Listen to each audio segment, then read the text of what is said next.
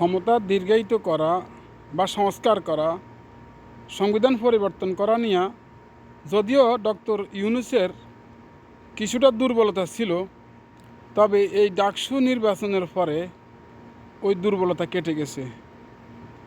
আমার মনে হয় অল্প সময়ে ডক্টর ইউনূস এই ছাত্র সংসদ নির্বাচনগুলোর পরে স্থানীয় সরকার নির্বাচন দিয়ে দিবার খুব সম্ভাবনা আছে, যেহেতু ডক্টর ইউনূস এখন বুঝতে পারছে যে বিশৃঙ্খলা যারা করবে তারা বিশৃঙ্খলা করে মানে এমন কোনো সিস্টেম তারা করতে পারবে না যে পরিস্থিতি তাদের নিয়ন্ত্রণ নিতে পারবে। এই নির্বাচনের পরে ডক্টর ইউনূস বুঝতে পারছে যে দুষ্কৃতিকারী লোকেরা পরিস্থিতি তাদের নিয়ন্ত্রণ নিতে পারবে না।